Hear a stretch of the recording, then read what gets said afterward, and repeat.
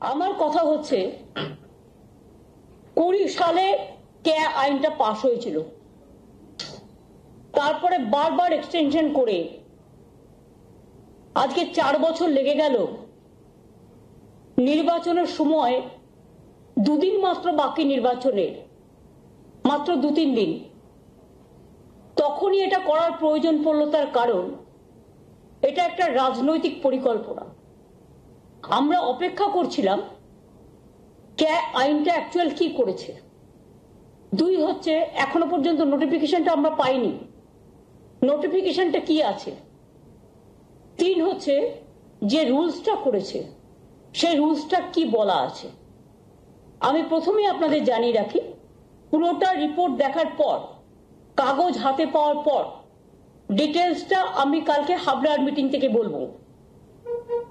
আজকে আমি যেটুকু বলতে চাই, যদি কোনো বৈষম্য হয় সেই জিনিস আমরা মানি না। ধর্ম বৈষম্য হোক, বর্ণ বৈষম্য হোক, লিঙ্গ বৈষম্য হোক, মানব জাতির বৈষম্য হোক, এটা আমরা মানি না। 2, আমি মনে করি যে আজকে যাদের বলা হচ্ছে ছেলের হাতের মোয়া, হয়তো একটা বড় জোর এই 2 দিনে কাউকেই তো দিতে পারবে না। জাস্ট শো অফ, জাস্ট একটা ছেলের হাতের মোয়া, লালিপপ, বলবে আপনারা পোর্টালে নাম লিখুন, এরকম কিছু একটা করবে। তা পোর্টালে তো সব ধর্মের লোকেরাই নাম লেখাবে, কিন্তু সেই নাম আদৌ কার্যকরী হবে? আর যদি আজকে ক্যা করে বলে আপনি নাগরিক, তার মানে কি এতদিন তারা নাগরিক ছিল না? সেই জন্যই কি মতুয়া ভাই বোনেদের এবং নমশূদ্রদের আধার কার্ড বাতিল করার চক্রান্ত হয়েছিল? কেন তাদের আধার কার্ড বাতিল করা হচ্ছিল? তার মানে নতুন কিছু করবে, পুরনোটার কোনো গুরুত্ব থাকবে না। আমাদের থিওরি হচ্ছে, আমরা সবসময় বলি আমরা সবাই নাগরিক। আজকে কেউ চাকরি বাকরি করছে, কেউ স্কুলে পড়াশোনা করছে, কেউ জমি জমা কিনে সেখানে দীর্ঘদিন ধরে বসতি তৈরি করেছে। তার মানে সেগুলো কি ভ্যালিড নয়?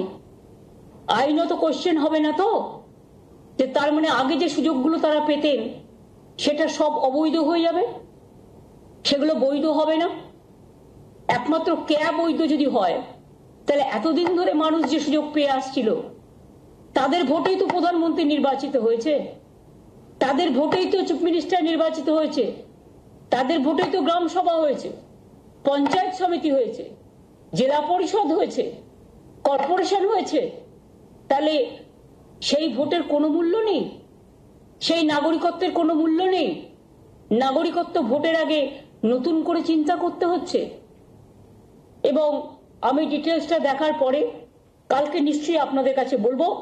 কিন্তু আমার মনে হচ্ছে যে যদি ক্যা দেখিয়ে এনআরসি নিয়ে এসে কারো যারা এখানকার নাগরিক তাদের নাগরিকত্ব ক্যান্সেল করা হয়, তাহলে কিন্তু আমরা কেউ চুপ থাকবো না, আমরা স্ট্রংলি এটা প্রতিবাদ করব। আমরা আগে জানিয়ে গেলাম। 2 হচ্ছে নো এনআরসি, এনআরসি তো আমরা মানতেই পারি না। আর ক্যা নাম করেও কাউকে ডিটেনশন ক্যাম্পে রেখে দেবে, এই চালাকিও আমরা করতে দেবো না। ভোট আজকে আছে, কাল ফুরিয়ে যাবে, আর 2 দিনে কেউ নাগরিকত্ব পাবেও না। এটা লোক দেখানো, জাস্ট প্রতারণা মানুষের সাথে, ছলনা। এতে যদি কেউ খুশি হয় আমি খুশি হব, কিন্তু এতে যদি কেউ দুঃখী হয় আমি দুঃখ পাব। কাজে আমি অপেক্ষা করছি টোটাল আইনটা দেখবার জন্য। এবং আমি এখনো মনে করি আমাদের এখানে যারা আছেন সারা ভারতবর্ষে, যারা ভারতবর্ষে বসবাস করেন, বাংলায় বসবাস করেন, তারা প্রত্যেকে নাগরিক।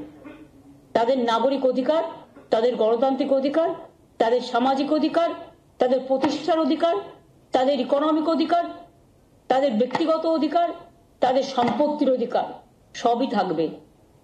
এই নতুন আইন কারো আগেকার অধিকারগুলোকে বাতিল করে দেবে না তো? আমার মাথায় এটা আসছে, তার কারণ আগের আইনটায় তাই বলা ছিল।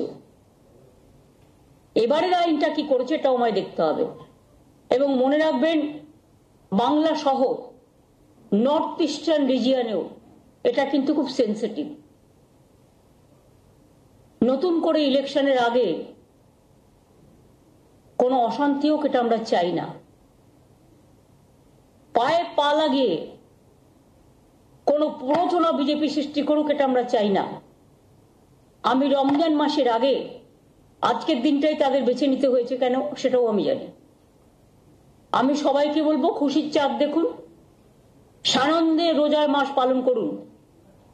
শিবরাত্রি পালন করেছেন, শুভনন্দন।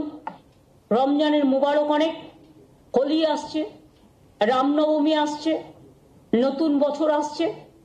সবাইকে আপনাদের শুভনন্দন জানিয়ে বলি যে ভয় পাবে। যখন বাতিল করা হচ্ছিল আমরা রুখে দাঁড়িয়েছিলাম, এবং আজও যদি কারো অধিকার কেড়ে নেওয়া হয়, মনে রাখবেন তৃণমূল কংগ্রেস একমাত্র রাজনৈতিক দল সর্বপ্রথম সে আওয়াজ তুলবে, আলোড়ন তুলবে। তার মানে সূচনাটা আমি এখনই করে দিয়ে গেলাম। কারণ মধ্যরাত্রে মধ্য গগনে কি ফুল ফুটবে সেটা তো আমরা জানি না। সেই জন্য আগাম বলে গেলাম সন্ধ্যেবেলায়, নতুন সন্ধ্যা শুরু হবার আগে সন্ধ্যা লগনে যে মধ্যরাতে এমন কিছু করবেন না। এটা ফ্রিডম অ্যাট মিডনাইট নয়, এটা বিজেপির পরিকল্পনা ছলনা।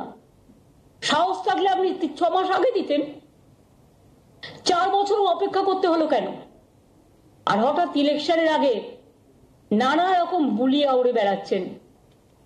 গ্যাসের দাম 70,000 কোটি টাকা আপনারা ইনকাম করেছেন, গ্যাসের দাম বাড়িয়েছেন তো বাড়িয়েছেন।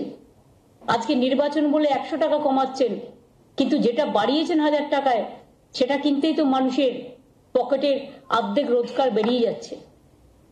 সুতরাং ভাওতা অলওয়েজ ভাওতা, ছলনা অলওয়েজ ছলনা, প্রতারণা অলওয়েজ প্রতারণা।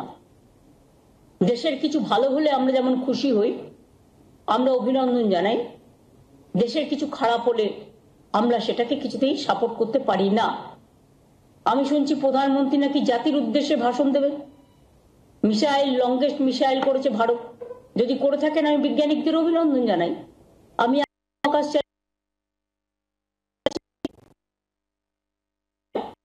এটা ইন্দিরা গান্ধীর সময় থেকে এই অভিযান শুরু হয়েছে। প্রায় 30-40 বছর ধরে বৈজ্ঞানিকরা এই কাজ করছেন। সুতরাং তাদের সাফল্য আমাদেরও সাফল্য, তাদের আমি অভিনন্দন জানাচ্ছি। কিন্তু কে নিয়ে কি করবে আমার ডাউট আছে। আমি সবাইকে বলবো, চিন্তা করবেন না, ভয় পাবেন না। কোনো মানুষকে বঞ্চিত হতে আমরা দেব না, এনআরসি করতে দেব না। এনআরসি ক্যাকে নিয়ে ঝুলিয়ে পকেটে একটা কাক মেরে অন্য কাককে ভয় দেখানো,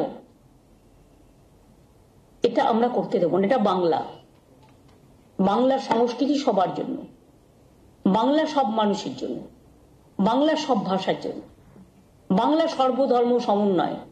রামকৃষ্ণ পরমহংসদেব বলে গেছেন, স্বামী বিবেকানন্দ বলে গেছেন, রবীন্দ্রনাথ ঠাকুর বলে গেছেন, বিদ্যাসাগর বলে গেছেন, রামমোহন বলে গেছেন, বিরসা মুন্ডা বলে গেছেন, পঞ্চানন বর্মা বলে গেছেন, মতুয়া ঠাকুর বলে গেছেন। সবাই বলে গেছেন মানুষ মানুষের জন্য। এবং তাই আমাদের বক্তব্য আগাম আপনাদের জানিয়ে রাখলাম। বাদবাকিটা আইনের কাগজ দেখেই বাদবাকিটা আগামীকাল বলবো। যখন মিডিয়াকে খাইয়ে দিয়েছেন আগাম, তখন কাগজটা আগেই ছাড়িয়ে দিতে পারতেন। নাকি দিন থাকতে ছাড়বেন না, আধারে ছাড়বেন? যেমন করে আধার কার্ডগুলো কেটেছিলেন, ওটা ছিল সূচনা, ধরে ফেলেছিলাম। আমি পুরোটা থেকে বাদবাকি কালকে হাবড়া মিটিং থেকে বলবো। কিন্তু বৈষম্য হলে, এনআরসি কে নিয়ে কাউকে বিতাড়িত করবার চেষ্টা করা হলে, মানুষের কোনো অধিকার কেড়ে নেওয়া হলে, যারা এতদিন ধরে যে অধিকারগুলো পাচ্ছে, তৃণমূল কংগ্রেস কিন্তু মুখ বুজে থাকবে না, প্রতিবাদ করবে। এটাই বলে গেলাম। অনেক অনেক ধন্যবাদ আপনাদের সকলকে। বাংলার আওয়াজ, বাঙালির আবেগ, জি 24 ঘন্টা।